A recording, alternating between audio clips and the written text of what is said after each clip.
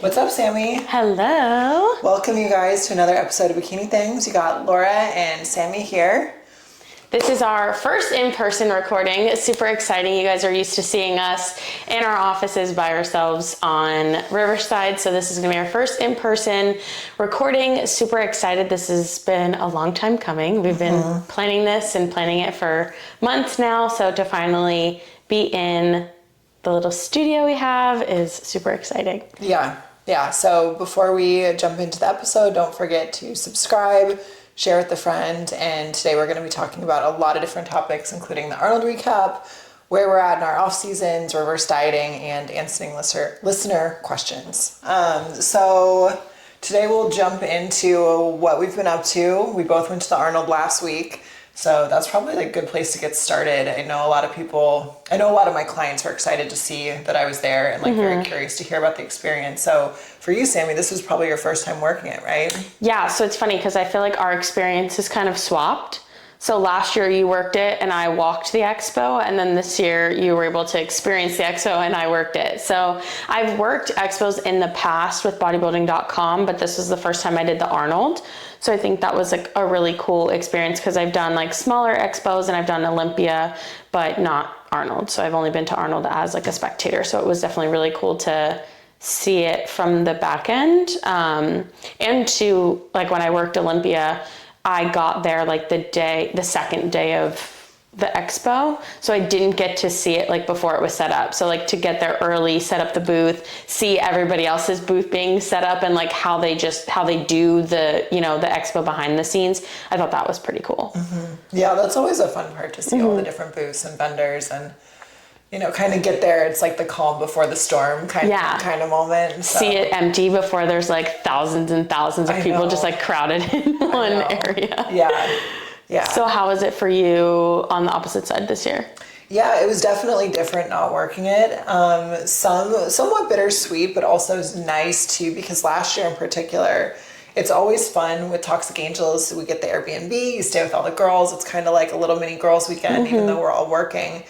And last year was and really the last 2 years were challenging because I'm still working. I don't take a break from checking in with my clients. 2 years ago, I was just on my way out of my engineering job. So I was still taking meetings. I was still doing client check-ins. And both years, it's a lot. It's a lot to keep up with all that and to work the expo, which is a full day, Friday, Saturday, Sunday. And then I also don't like to miss workouts. I don't like to miss meals. So to do all of that was a lot last year. I think there were a few nights where I was up to 2, 3 in the morning Eastern time just to get it all done. So I was very low on sleep last year. So this year I feel like I didn't have that extra factor of working the booths. Yeah.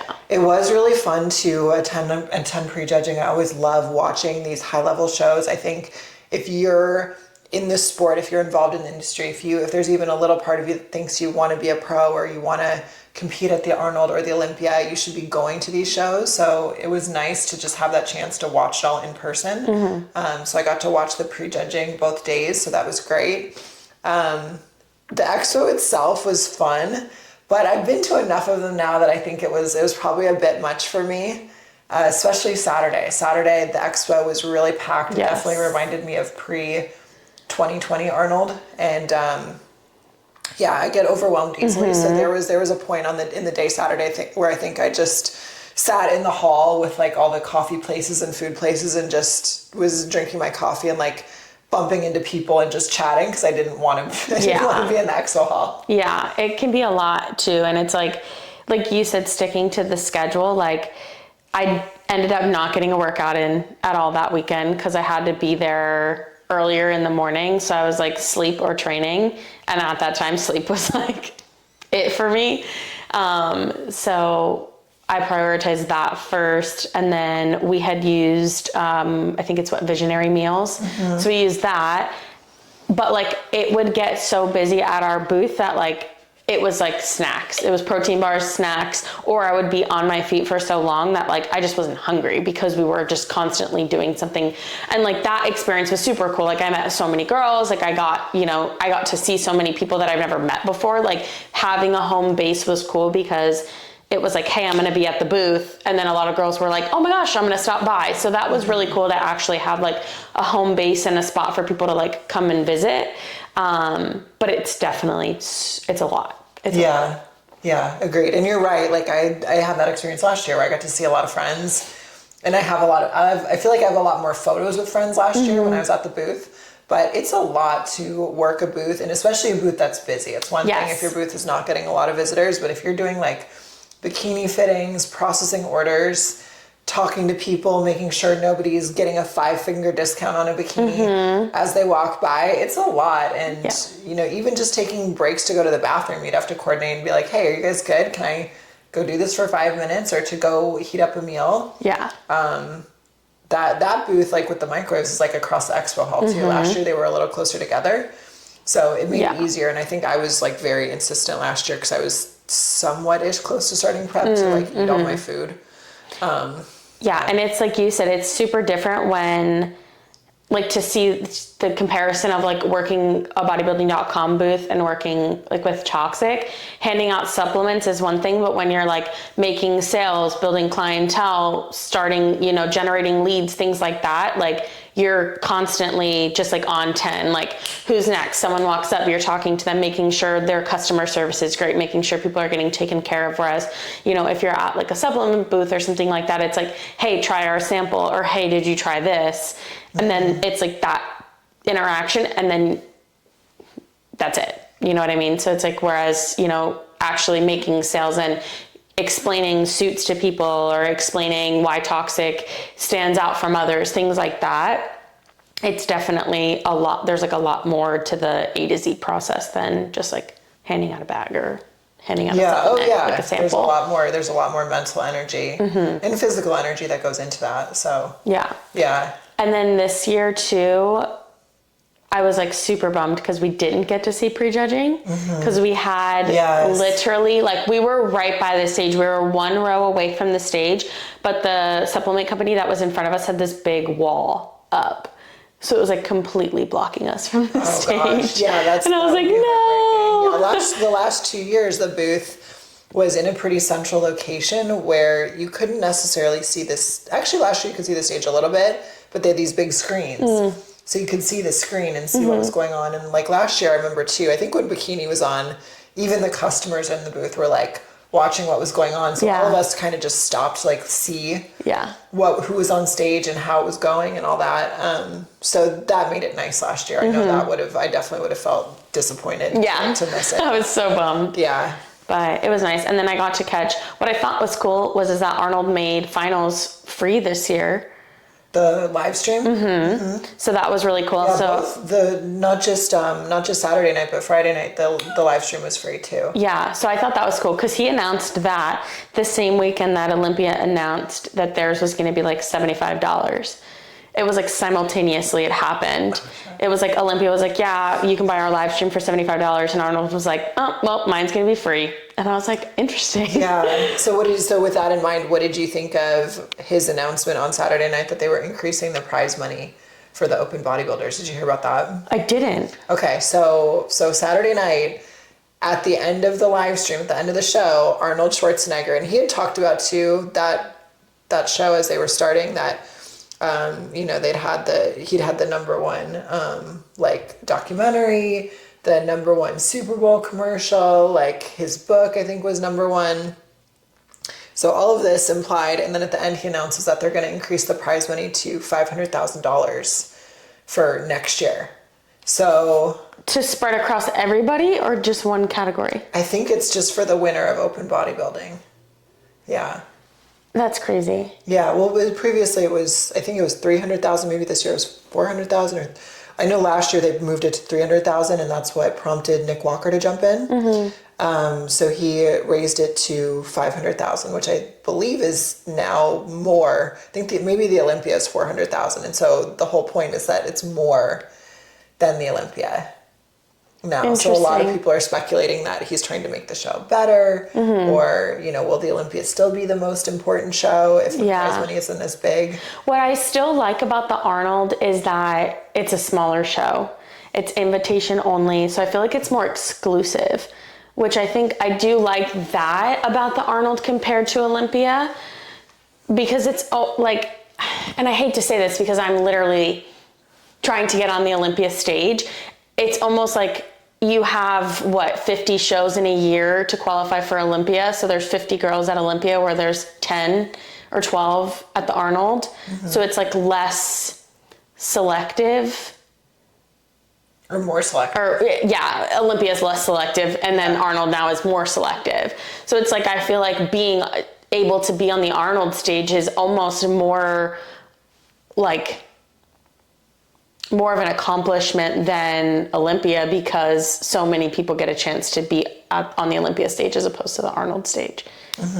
Yeah, that's a fair point. And I would say the Arnold too, tends to be much more international. So there are a lot of international athletes, which is nice. And I appreciate that they try to get people from all different parts of the world. Yeah. And maybe not just primarily the US. So it's always cool. It was just such a fun weekend. It was like kind of a blur. I definitely felt it this week. I don't know if you had that coming back into your week. I'm sure you did when you worked at Expo.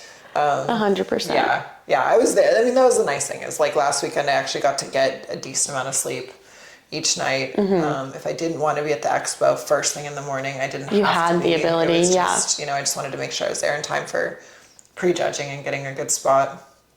So, yeah, it was fun.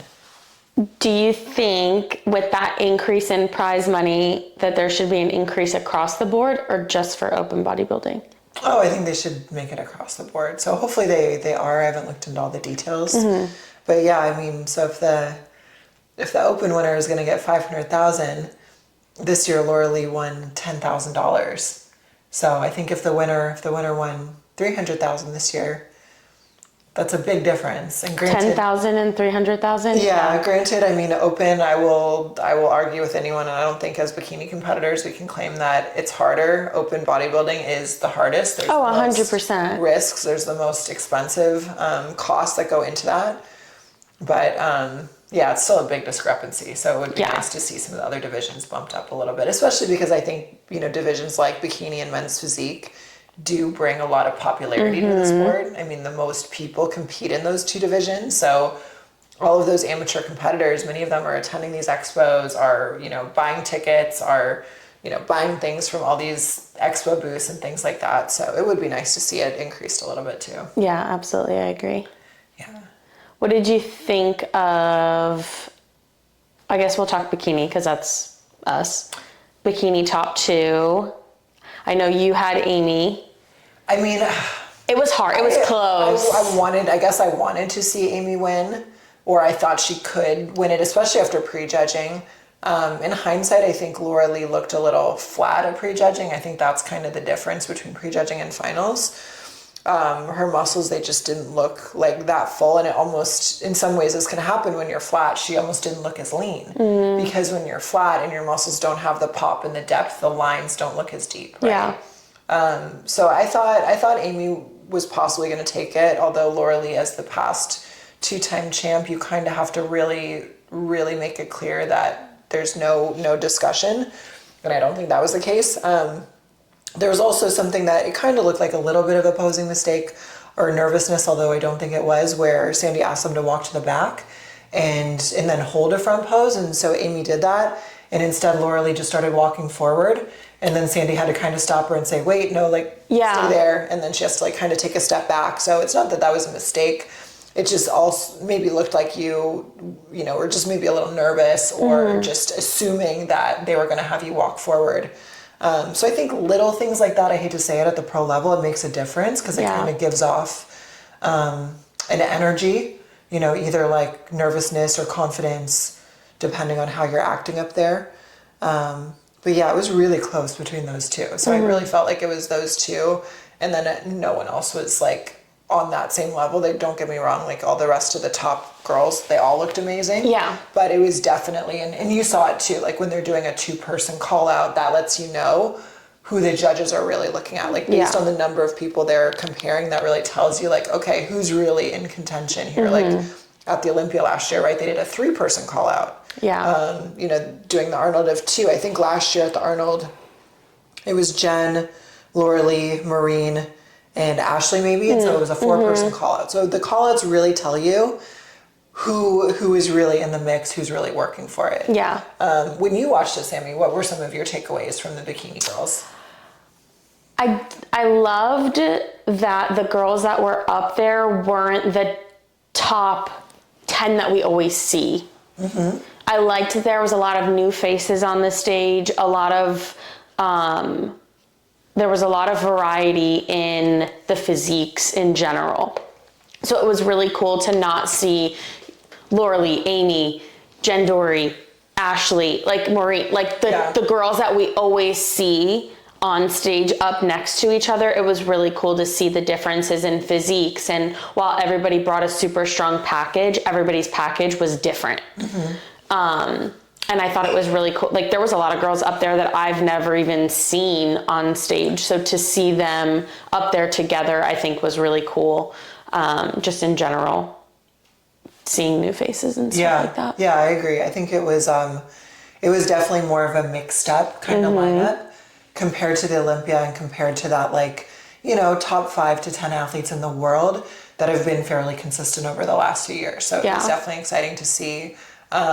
One takeaway too, maybe this is a little off topic, but I really feel like, you give me your thoughts from Toxic Angels, but I feel like teal is going to be the color of the year. Like, did you see like Phoebe's and like Francielli's like suits? I feel like teal is about to pop off as like the new big color this year. So there's two, based on a lot of the fittings that I've recently done and just talking to the girls about what they're teal and green. Well, green I kind of expected. Mm-hmm. We talked about that with Margaret. Yeah. From Jennifer Dory winning. Yeah. So Jen Dory's velvet teal. And then a lot of girls are doing like emeralds, like emerald green. So like the teals and the greens are definitely going to be really, really big this year. Yeah. Yeah. And I feel like Francielli, like her physique, it literally, I think I commented on one of the Gilco videos, it literally broke my brain. Like seeing her in person, just the ratio between her waist and her hips and her glutes is like, you look at it and you're like, how is that possible? Like, it does not make sense. It does not. And she wore this really beautiful teal suit. So I just feel like her wearing that, teal is such a pretty blue color, but it's a little different than the royal blue that we're so used to seeing. I'm feeling that color. We're getting similar. Like, we'll be able to model suits after her suit with Toxic, because we're getting like similar fabrics and stones to that one, so we can recreate it nicer or easier. Yeah. So I'm excited. That's exciting. Yeah. So that's definitely, I definitely think there was a lot more teals on stage this year than I expected. And what I do, this is like so irrelevant, but I love it so much. Molded tops.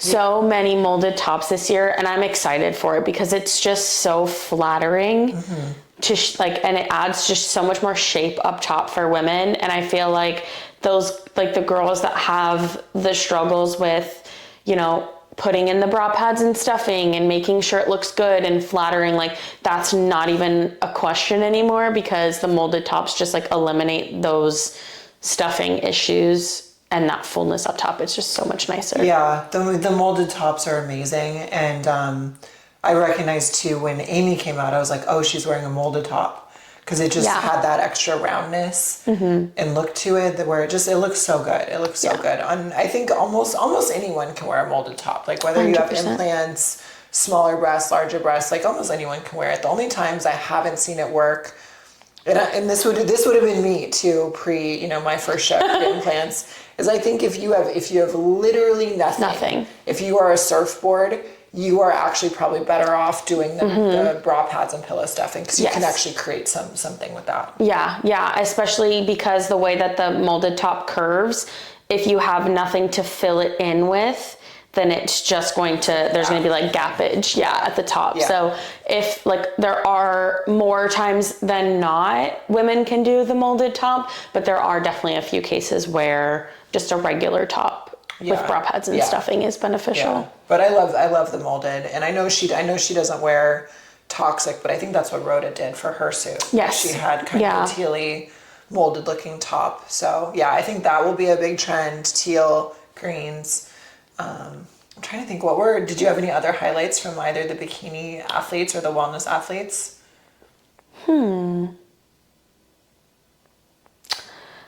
Nothing that stood out. I loved seeing Rhoda on stage because just going back from when I met her at Olympia after she competed at Olympia Amateur to seeing her progression of being on stage and getting 7th.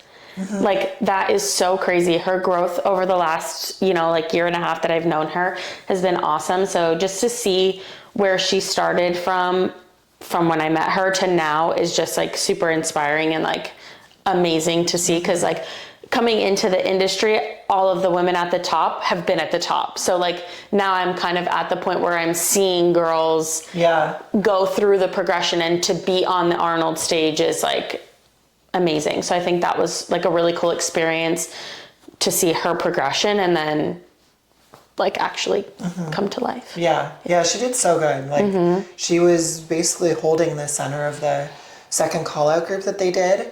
And she looked amazing. She looked so good and so confident. And her really posing is great. Her. Yeah, because last year, so how I met her was at the Arnold last year doing her suit fitting right before she won the Arnold Amateur. And that's how she got her invite. So it's just so cool to see, because like I had a feeling meeting her that day, I'm like, this girl looks insane.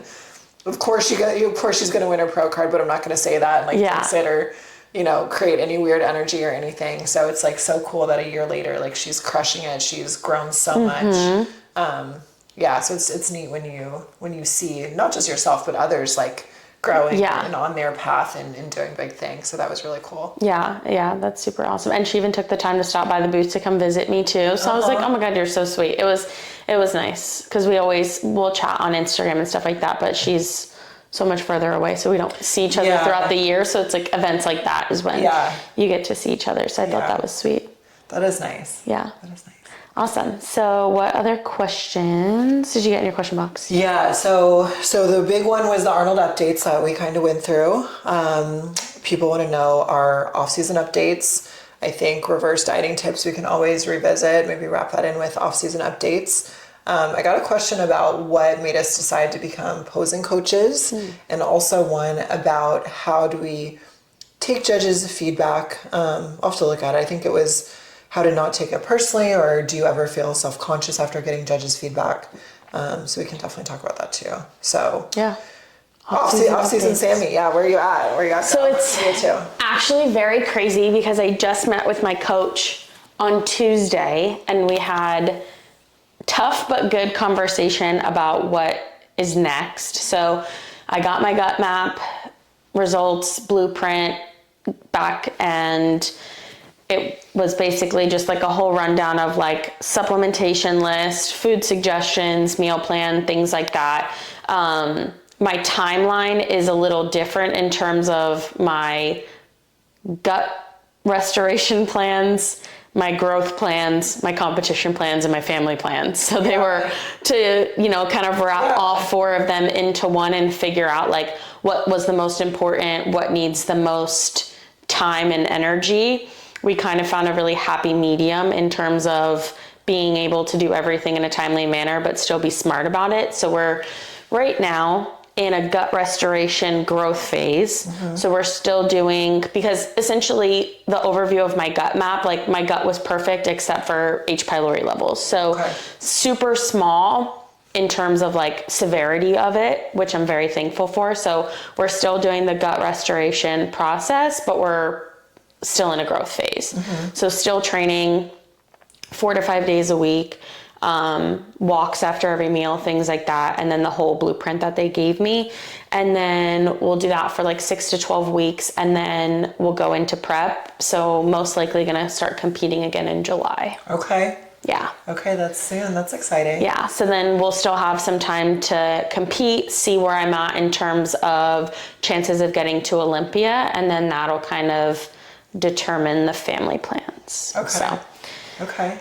Yeah. That's cool. So what are those? Because I know there's so many other women that are in probably similar positions in their life. Like, what are the things that you're thinking about, or what are the trade-offs, I guess, that you have to weigh when you're thinking about competing versus starting a family and... Yeah, so to put it in perspective, I am, well, I guess at the time of filming this, I'm 27. By the time it posts, I'll be 28 because my birthday's in 3 days. Oh, shit. So I'm 28 and my husband's 36. So granted, while obviously men have a lot more time, we want to start as soon as possible because just realistically, right? Raising kids, you want to be in the best shape and kind of in your prime when you do it. So,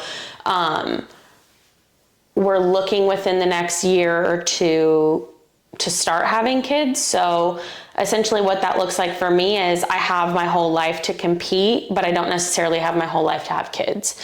So I'm going to compete starting in July. If I'm placing, at my first few shows, top 10, top 5, however that goes, and the chances of going to Olympia are higher, then I am going to continue that. If I'm placing in top 10 and I just keep getting top 10, then, it's kind of like, all right, what's the judge's feedback? Yeah. Like, are they telling me I still need to put more muscle on? Are they telling me like, just come in a little tighter? Depending on how the feedback starts to come, then that's really going to determine like, okay, is this feedback a year, 2, 3 years of progression, or is it something I can fix within a couple weeks and then go to the next show? So if it's feedback that's going to take some time, then that's kind of where I'm going to make the decision of like, okay, it's time to put this on hold and then, go the family route and then revisit competing after that. And then if it's your chances are high, fix this in 2 weeks and then come back to this show, then that's kind of going to be the route of that. Okay. So. That's exciting. Yeah. Yeah, because I remember we talked about that too when you were going after your pro card. And that was like something you guys were thinking about is, okay, if I do this show, then we delay our family plans or, we start right away and then Sammy will chase her pro card after. Yeah. So that was, initially it was get your pro card and then try. And then I got my pro card and I was like, my feedback was to jump into a pro show. So I'm like, all right, well now I'm going to jump into a pro show. And then they're like, all right, put on more muscle. And I'm like, all right, well I owe it to myself to at least have an off season and then see where I stand. Yeah. So it puts me back just another year, which we were both okay with. And then now it's like, all right, now it's Olympia is the main focus because now I owe that to myself to at least try for Olympia. Again, Olympia will always be there, especially too, like my thought process is like a lot of the women, and maybe this isn't the right thought process to have, but a lot of the women at the top have been doing this for 10 plus years. So it's like they're close to their, I don't want to use the word retirement, but like a lot of them have been talking about, okay, maybe putting it on hold and then trying for kids. Yeah. So I'm like, all right, well, I have this time to like, if they're taking time off, I have this window of opportunity to step up and potentially replace them or, work towards that spot. So kind of taking advantage of that over the next year or the next couple months and then seeing kind of where I stand from there. Yeah. That's exciting. Yeah. That's exciting. Yeah. I can't wait. How about you? What's your off season been like? Off season is good. I think I'm kind of, I finished my 4th round of blood work. I think we talked about that on one of the last podcasts. So everything came back good. So I'm in a good spot to kind of plan and figure that out. I do not have any shows for this year picked out. Not to say I couldn't compete this year, but for me, it's just so much size needed. And I would say I'm not the most aggressive person in how I grow. I think I'm a little bit more thoughtful with that. I'd rather be a little bit more patient. So I feel like, and I had such a good off season last year. I think when I look back on last year's competition season, the dieting was a little too hard and a little too intense for my body, just meaning that when you are really tall, and Sammy, you're on the taller side for a bikini athlete, so you know this too. It's like when you're taller and lankier, which I hate to use that word, you can flatten out and you can look small really easily. And I think the intensity of the dieting just pushed my body down too hard, too fast. And even though I had a really amazing off season and I had a really good season in 2022, I beat Olympians, I was placing up there with Olympians, I had a lot of really good judges' feedback. I don't think last year was my best. So I just want to make sure that this year I'm giving myself the time. I'm not rushing into anything. I'm not rushing into any shows. And that I feel like when I do get up there, I look very competitive and very, I don't know, like good matchups for someone like Phoebe, right? Like Phoebe is the tallest one up there at the Olympia, at the Arnold, at most shows she's doing, and she's still 3 inches shorter than me. So I have to be that much bigger to look the same as these top girls. Yeah. And I think that I've competed in a way where I've really maintained my health, and I don't feel like, I've really had to sacrifice too much to make it all work and to be in the sport for a long time. So I'm confident that I can continue and, figure out my way to hopefully Olympia. Yeah. So. And then that way too, like you said, your off seasons are more intentional. It's not like okay, how fast can I grow to step on stage again? It's like you're taking the time, you're being intentional with your training, you're being intentional with your food. And then it just allows, like you said, the prep to be easier. And then you're more proud of the package you're bringing on stage. And two, it's like, who doesn't want to have a good season, right? You don't want to go through an off season, go through a prep and then step on stage and be like, well, this sucks. Now I got to go into another off season. So it's like, and I feel like a lot of people don't utilize off seasons to the best of their ability, as opposed to just using it as free time off. And I can say that because I've done that in the past. And it's like being super intentional in your off season. So you're not wasting time. Like prep's not easy. Prep's not cheap. Like shows aren't cheap. So it's like knowing that you're going on stage, bringing your absolute best is so much more rewarding than feeling like you've wasted time. Yeah, and literally you're absolutely right. A lot of, I would say more so amateur competitors, I don't think there's that many pros that do this, although some I'm sure do.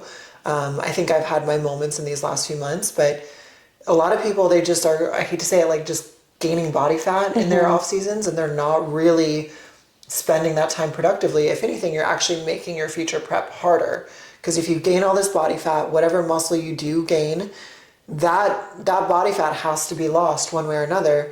And if you gain so much of it that it outpaces, the muscle that you're going to lose in your prep, like you're maybe just going to get back to how you looked before. Maybe you could even look worse. Yeah. And so I think people assume that, off season just automatically means progression. No, you have to take your off season seriously and kind of treat it like prep, and that, not that it's as challenging or as hard by any means, but like you have to be consistent with your training. You have to be consistent with your food. You have to be consistent with your supplementation and water and sleep and all that. And you get more free time and you get more food, but it's not just like it's a hall pass to do whatever you want and then assume that you're going to be better the next time. So even though I haven't been one of these pros who's like made it to the top, although to be fair, there literally are no other pros my size at the top. Yeah. And I'm hoping to get there. Every year I've improved. Like every year I've made big improvements where people are looking at my photos and they're like, wow, this is a big difference. And that's, each and every year I do that and I figure out ways to step up what I'm doing. And, or even if it's just rebalancing your physique, if you're very smart and strategic, you don't have to be the most muscular person up there. If you have the best shape and you're really wise about which area of your bodies you're developing, you can really have an impressive look that places well at pro shows. So I'm excited. I'm excited for this year, and I feel like work is going really good. I feel like my personal life is in a good place. And just, I'm loving us doing all this together. Like all the things that I'm doing right now feel really good, and I feel like I'm training really hard and just kind of enjoying my time. So it's a good little break. That's awesome. Yeah. I think that's a good transition to the judges' feedback question. Okay, so the question was, how do you take criticism from the judges, and does it ever make you self-conscious? Do you want to start with that one? Sure. Yeah, I think I've never really felt self-conscious other than maybe, I don't know, twice. I was going to say once. I'm like, no, actually twice. Okay, so the first one was, and I really appreciated this feedback, was my first year as a pro. So Tarek El Gundi is one of the well-known judges. He's the host of the Olympia TV YouTube channel. And for a long time, he was the head judge of all the muscle contest shows down here in Southern California. So he judged the first show I ever did back in 2017. And when I did my first year as a pro, he saw me at one of my shows, not my pro debut, but like a few weeks later. And he basically, his feedback for me after the show was, And actually, I'm going to clarify. I broke my heel that show. So the posing could have been better. I literally went on stage with a broken heel. Yeah, totally messed up my hair flip. Like goodness. it was very nerve wracking. And this was because it was back during pandemic time. So I knew I had 2 pairs of heels. Both of them were about to break, but the shoe I wore was not in stock. So literally I had ordered other shoes, but I was just stuck with these 2 almost broken pairs of the style that I wear. And so the posing was not the best, but back then it wasn't good. And his feedback after the show, there's all of us crowded around. Ariel's there. Ariel Barley. She's just qualified for Olympia. She just won the show. My best friend Kaylee's there. I forget who else from the Body by O girls were all there getting feedback. And so in front of everyone, he's like, Laura Morche. You know, you said, yeah, Laura Morche. He's like, you look like you're the model who ran away from the Paris runway, but you need to learn to act like it on stage. Just basically saying that my posing was not confident enough or not aggressive enough. I forget what else he said, but that was like the takeaway. It was like, I look like a French model, but I don't know how to act like one on stage. So that made me feel a little self-conscious, but it also lit a fire under my ass. Like that year, that off season was the year I put in the posing studio in the garage. I practiced my posing so much. Like I redid my walk after that show. And so I knew my first show that next year, Pacific USA's in 2022, I knew Tarek was going to be the head judge. So I'm like, all right, I'm going to stare him down and deliver what he's asked me for, basically. And so I really practiced my posing a lot. I was doing my lessons with Phoebe that year. And in that year, I placed in the first call out, and 6 of the 8 of us in that first call out were Olympians. So I felt really good. I beat some girls in that show that eventually qualified for Olympia and have done really well in pro shows. And after the show, Tarek, he was like, this is the best I've ever seen you. Good job. Your posing's like improved a lot. Laura, you're moving up. He said that you're moving up. And I was just like, oh my gosh, thank you. Thank you, Jesus. Yeah. Like all of this work, all of this visualizing, it paid off. So I was really proud of that. So that feedback I think was helpful. The other time I have felt self-conscious was this year for the Nashville show. I was very sucked down. I really don't like I really don't like any of my stage shots or the videos because my hair was crazy. But in the videos especially, I feel like I look like a skeleton. I was just too skinny. And so one of the judges, she didn't tell me this directly, but Jamie kind of pushed for some feedback. And they basically just said I have a long torso, which to me is just a way of saying like I'm a little, I think they said she's a little tall, her torso's a little long, which for me just first of all means like, just hearing the fact that like I'm too tall for the sport is annoying and frustrating because I can't change my height obviously. But essentially to me it just kind of meant you're too skinny, which is fine.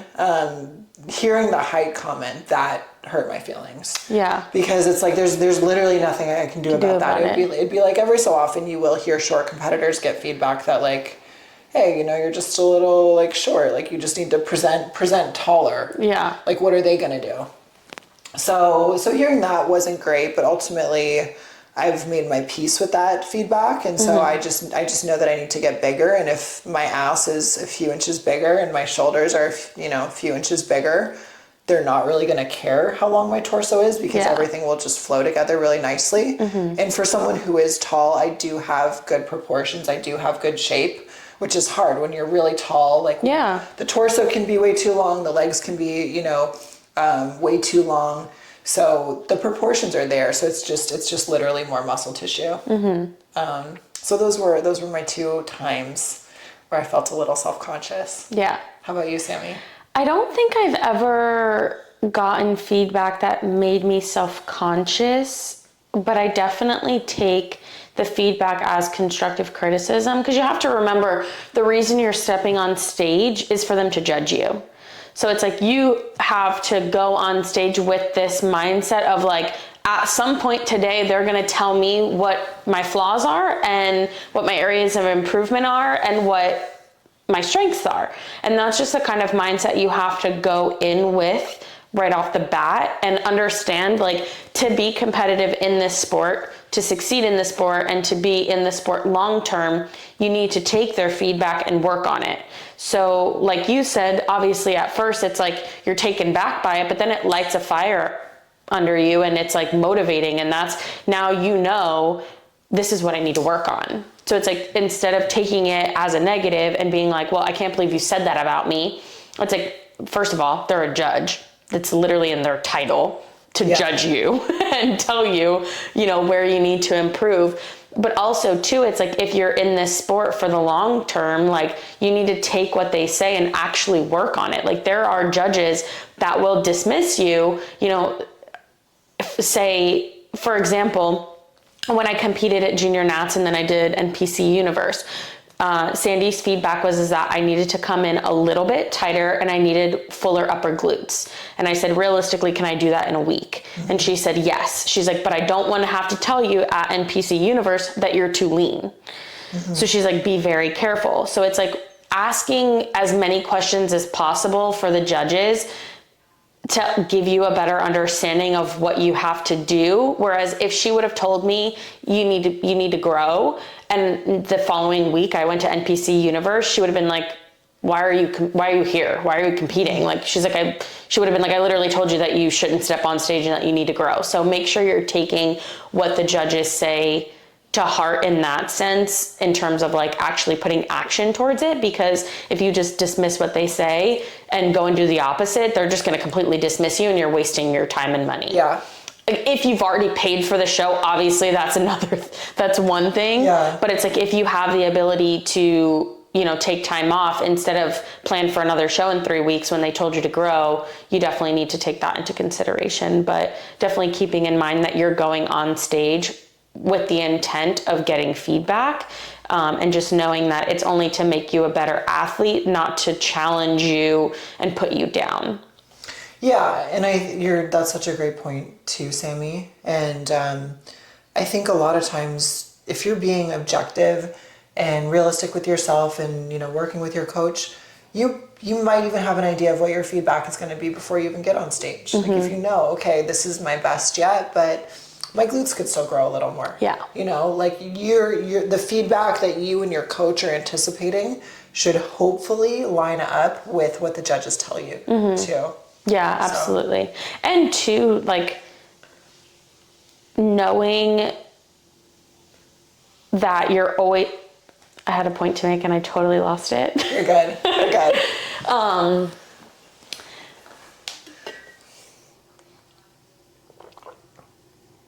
Yeah, totally slipped. All good. All good. Oh, like in your confidence, right? Like, knowing you have, like, everyone's always going to have an area of improvement, right? But it's like knowing that you stepped on stage and while, yeah, maybe you feel like your glutes are a little, they could be more developed, or your shoulders a little bit more developed, like going on stage with the confidence that, like, I'm happy with my physique, but also knowing that you're not too good. You know what I mean? Like, going, like, there's the difference between cocky and confidence is like understanding that you're always going to have areas of improvement and things that you need to work on. And that shows on stage too. Like, you have to remember, a lot of the times when you're getting this feedback from the judges, you're face to face with them. So it's like you almost can't challenge what they say because you're willingly asking them, like, hey, what do I need to work on? And it's like, they tell you, like, oh, your glutes are full, and then you challenge their feedback. It's like, you have to understand to be welcome to the feedback in addition, like in person. Yeah, I think the times that, you know, it's good to ask for clarity. It's good to ask clarifying questions, or sometimes, because I'll do this with my athletes, Jamie will do this with us as well, and I think most coaches who are on site will try to do this too, is sometimes the judges might say, like, oh, you're, you know, you need more back development, right? And so the coach can prompt you and say, hey, hit your back pose. And say, you know, Sandy, does she really need more back in this pose? Or, you know, they can kind of ask for clarity. Like, okay, when you say we're seeing shoulder separation, like, hit your pose, Laura, let's see what that looked like. Like, what specifically, or where were you noticing this? So asking for clarity is great. But there definitely is a difference between confidence and cockiness. And I think that is one of the like self-limiting beliefs, believe it or not, is cockiness or feeling like you are too good. If you have that attitude, it's going to be really hard to improve because you're not objective with yourself.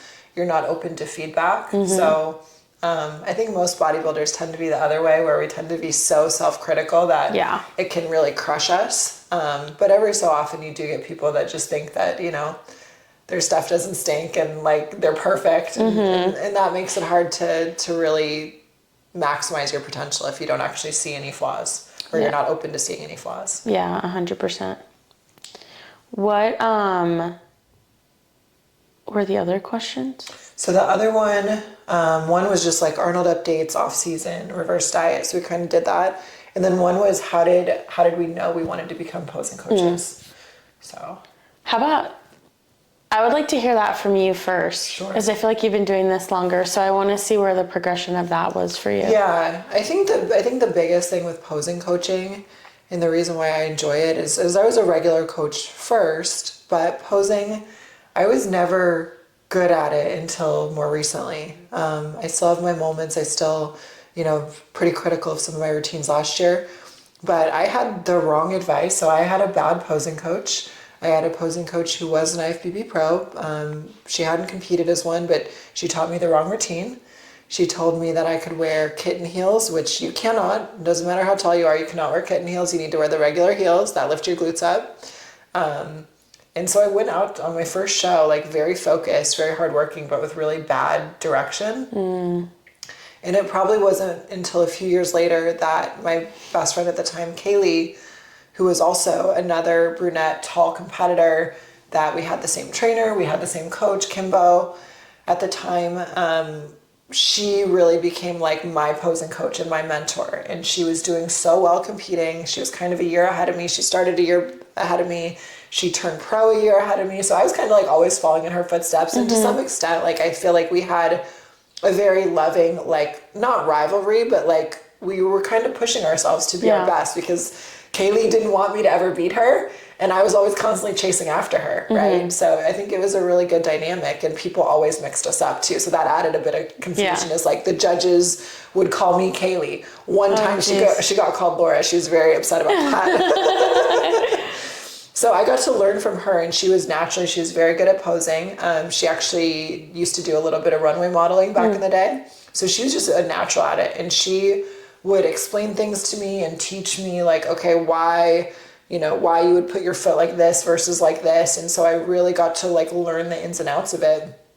And so I think a big piece of it is I don't want other women to waste their money and their time and their effort and putting your soul into these preps only to have a coach that is not really qualified and shouldn't be teaching you. I can't tell you, especially here in Southern California, and no offense to these people, I get it, they're trying to make money, but it's like, how many people have competed once and now are coaches? And it's like, okay, yes, I get it, you want to make side income, but you know, these young girls are, you know, these impressionable women who are new to sport, they're trusting you, they're giving you their money during a time where we're in an economic recession, and you're kind of taking advantage of them. Yeah. So I don't like that, and I want to make sure that I'm providing good value, and whether it's posing or a client in prep or for lifestyle, I always try to make sure that I'm delivering much, much more value to the client than what they're paying for. Yeah. So I think that's a big piece of it. I've really learned to love posing, and I've gotten a lot better at it over the years. So I feel like it's just something that was almost like a little vendetta. Like I don't want other women to have the experience I did of feeling like they could have done better, or you know, they never really learned something that worked for their body. So that's kind of what it's about for me. Yeah, absolutely. Yeah. And that's how we met. So Laura helped me design my Toxic Angel suit at the time I came to her house. I was like 8 weeks out from my show. I was learning posing. Like my coach was trying to help me, only because everybody that like we had, you know, made connections with and had intention of starting to pose with, everybody fell through. So he was like, I want to help you where I can, but I also don't know what I'm doing. So we were watching like YouTube videos, again, learning the wrong way. Like when I look back on some of my posing videos, it is so cringe. You should do like a side-by-side or like a reel. That would be cool. I will. I did one a while ago, but I think even from then you took, to like, now. a GoPro video from last year to like your first posing videos. Yeah. That'd be cool. It's cringe, but I'll do it. But I just realized like how important it was to know like the confidence on stage and like all of the hard work and effort that you're putting in, and then not being sure of your posing. And then when we designed my suit, I was like, do you know of any posing coaches? Like, that's the one thing I don't have. And Laura was like, I'm a posing coach. And I was like, when can we start? I'm like, do you have 30 minutes now? Like, can we do it now? Like, when can we start this? And just that transition of like the light bulb clicking in my brain of like, okay, this makes sense. Like the way you were explaining everything and like just the breakdown of every little movement made such a big difference. And it also changes your outlook on your prep. Like, now you're training, your nutrition, but you're also your posing, like how all three of those come together so importantly. It was just like a really big like epiphany for me, and the way that you helped and kind of transformed that outlook of it was like super important. So I was like, it made such an impact for me that I was like, now I want to make that impact on somebody else. And I definitely didn't want to be, again, not to discredit those people, but I definitely didn't want to be the person that like competed once and then started helping people. So I was like, I want more experience in myself, A, competing, but B, like being confident and strong in my own posing, making that presence on stage. And then once I was kind of getting the feedback of like, your posing is great, your physique needs work, it was like, okay, well, I've got this one thing down. Yeah. So I'm like, I know that I'm confident in it and I'm good at it. Now it's like everything else just needs to fall into place. So like once I had more experience in that, we had more posing sessions, things like that. I think that's what kind of shifted my interest in wanting to teach others. It's like, okay, I kind of have this down, or not kind of, I have this down. So it's like, now I want to help others. And especially too, like even going to nationals and seeing other women on stage posing, and it's like, you have such a strong physique, but your posing isn't strong. And it's like, you could be doing so much better in this industry if your posing was better. Like your physique looks phenomenal, but you're not showcasing it properly. And I think that is where like the fire lit for me, because it's like, there's so many people that are unqualified or just have no idea, I guess that's part of being unqualified, but it's like there's just so much mix up in it in terms of posing. And it's like, there's a lack of like good posing coaches in the industry for women. And I think that's kind of where my urge to become a posing coach was so strong, as it's like, I just want to help as many people as possible. And like not having strong posing can make or break someone's experience in competing. Again, you can have an amazing physique, but if the judges tell you that, oh, well, this look like this part of your body, looks smaller, or, whatever it is, it can kind of discourage you from competing.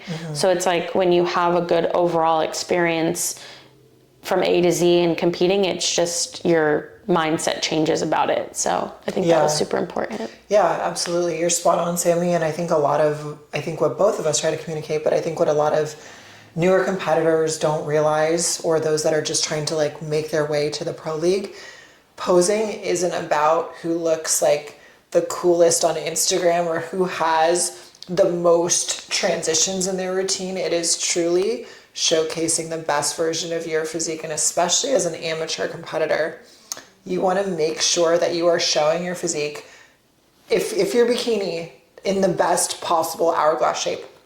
Then that's it. They don't want to see you do a lot of transitions. They don't want you up there too long. And the more you do, and the more poorly you present yourself, like the more you let your stomach go, the more you angle your body so your waist is straight onto the judges, the worse you're going to place and the worse you're going to show your physique. So posing is truly, it's about showing the best version of your physique, whether you're bikini, an open bodybuilder, wellness, whatever that is. And I think a lot of people forget that because they kind of get blinded by the glitz and the glam that they see on social media, and they think it's just about like looking pretty or doing cool moves and stuff, and that's really not what it's about. Yeah, I saw this person do it, so I want to do it. And it's like, well, they did that because that's what looks best for their physique, but your physique isn't their physique. So what looks great on that person might not look great on you.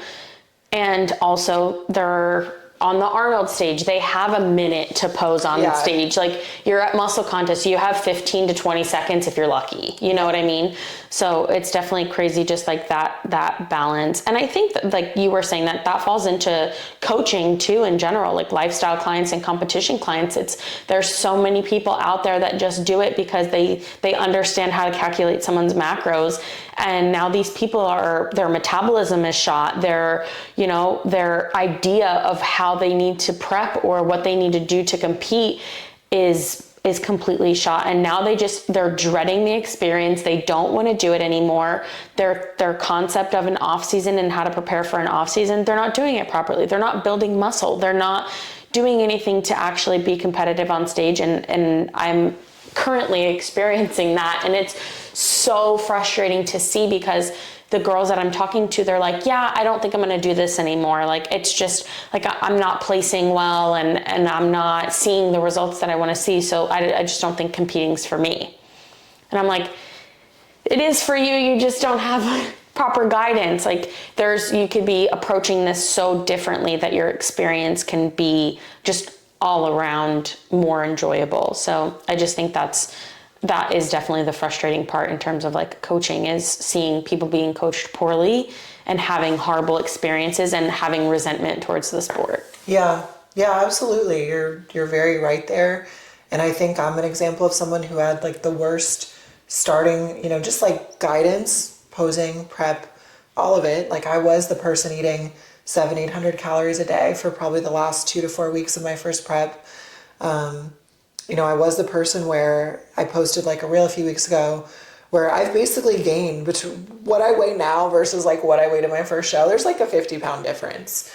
And so granted, some of that is body fat, but not all of it. Mm-hmm. A lot of it is muscle. Over 20 something pounds of it is stage weight. Yeah.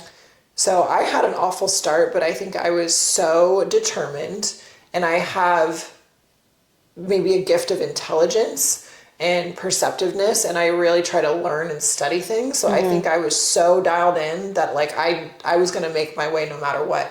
Not everyone is like that. Yeah. There are a lot of women that I do see getting harmed in the sport in some way or another because they don't have that good guidance, or they don't truly understand the concept of bodybuilding long term and what it is, and thinking long term too, because that's one thing too. Like, I had, for example, a posing client this morning who's doing her like second show ever, and she was asking me about, her coach wanted to add in extra anabolic steroids the last 3 weeks as a way to cut water. And I'm like, wait a minute, what is the purpose of this? Like, we're adding extra anabolics for the purposes of drying out. That doesn't make sense. Like, what are we doing here? You're just getting started. You've got all the potential. Like, think not just, a month or 5 months down the road. Think like a year, 5 years down the road. Mm-hmm. Like, what do you truly want for yourself? What do you want your life to look like?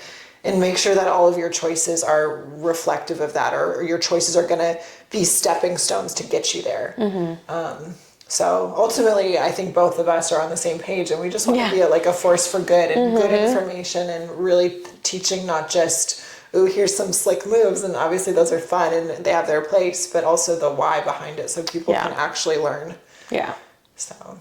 Yeah, 100%. Mm-hmm. So it's definitely motivating to see like people succeed after helping them. It's like, hey, you know what? Like, I actually do know what I'm talking about. Yeah, like when you earned your pro card, like that was such a cool moment last summer. And it's like, I had a feeling, and I never ever want to jinx it too. Like, if I think somebody's about to turn pro, I feel like you just can't say it or it jinxes it. But it's like, I had that feeling, and I was seeing the photos from prejudging, and you're right, Sammy, like, you kind of came up in a way where your posing was really strong. Like, your first show, you crushed it. I feel like you were probably second for the overall that show, and the girl that beat you, she had a more muscular physique.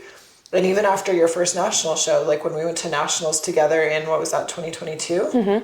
Yeah, 2022 together, your physique was not where it was this year, and your posing was great, but it was really just a matter of more muscle mass. And someone in your position could have either made the choice to say, this is stupid, this is BS, like, okay, I'm just gonna give up, like, this is so expensive, whatever, I don't have what it takes, competing isn't for me, right? Yeah. Or they could do what you did and you said, okay, let me go back to my drawing board, figure out what are the things I can do better, what are the missing pieces, and what is it going to take for me to be where I'm at now to a pro card, and how much time do I need to get there, and what, like, am I ready to do the work that it takes? And you did that. Like, you did that, and that's why you had such an amazing transformation. You did it really quickly. Like, to go from your first show, March of 2022, to be turning pro about a year and 3 months later, like June of, was that, July of 2023? Yeah. So, like a year and 4 months, that is very fast. Like, that is a very quick trajectory. So, even though you might see, just as a heads up, like we see women like Rhoda, right? Like, oh my gosh, she went from turning pro to the Arnold. Like, you've had a very fast trajectory too. So other people are looking at you that same way, or me as your coach. I have the perspective, because I've been in it for a minute, to know, like, this is really fast. You're doing amazing. Like, keep doing what you're doing, but at the end of the day, a big piece of that comes from your mindset and where your head's at.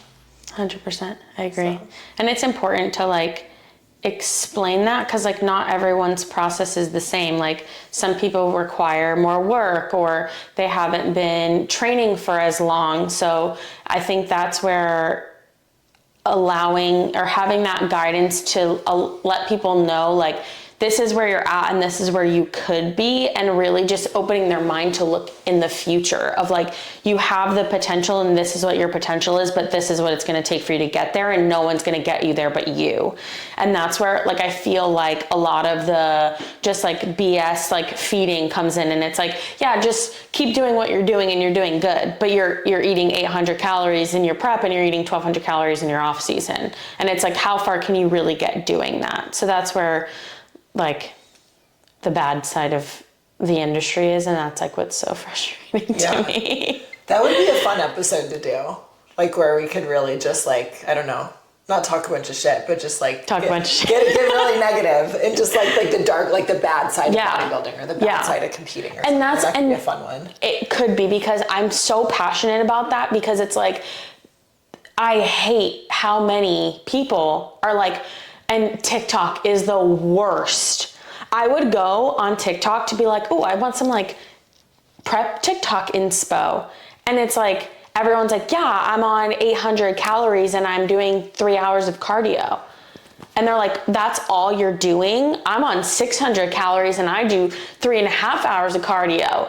And I'm like, why are you guys doing 3.5 hours of cardio? Why are you doing 3.5 hours of cardio? But, like, why are you think that's better? Like, are you, like, that's not a flex. Yeah. That's a red flag. That's, like, what do you call it? Like not a trauma dump. Like, what is it when people try to, like, brag about their trauma or something? Or, like, I feel like there's a term for that. Is it? I think it is trauma dumping. Maybe. Trauma dump is just, like, when you spill your trauma, right? So maybe it's kind of that. Or, yeah, I'm like, that's not a flex. Trauma posturing, like, whose prep is harder? Yeah. Right. And I'm like, it's not supposed to be like that. Yeah. I'm like, you can be hungry eating 1200 calories. Like, you can do your body better. Like, you don't have to be doing that. Like, I don't know who told you you had to be doing that. And it's like, people are, like, trying to one up each other. And I'm like, do you realize what you're doing to, like, that's not cool. Like, yeah, well, and it's so misguided. Right? It's so misguided. Like, the person whose prep is the best is the one who's lean enough 2 to 3 weeks out, and they're reverse dieting into the show, and they're having refeeds into their show. That person has the best prep. Yeah, and they're gonna want to continue to do it. Yeah. Yeah, they're probably gonna win. Like, that's how it works. Yeah. So, wow. So crazy. Yeah, see, I'm such a dinosaur. I don't even, like, use TikTok, but that'll be a project for this year, I guess. Yeah. And it was stressing me out. I was like, I was in prep when I was doing it, and I was like, my cortisol levels are shot. I need to stop. I'm like, this isn't even beneficial for me anymore. Yeah. I was like, I need extra cortisol management because of what I just watched. I was like, this is so sad. So sad. So that's definitely an episode that we need to do. We should do that. So I'm trying to think. We covered all the questions. So as far as what we have coming up, we'll probably have some guests in person. I know we're going to have Tara Greer on the show after she competes at the Arnold UK next weekend. So we'll have to get that one scheduled. We have some more guests lined up. And we'll have to do the dark side of bodybuilding and competing. The juicy episode. Yeah. So should we close it out here? Yeah. You think? Okay. All right, you guys, thank you for watching the episode. Don't forget to subscribe to the channel on YouTube or your favorite audio podcast platform. Share with a friend, give us 5 stars, and we'll catch you guys in the next episode. See ya.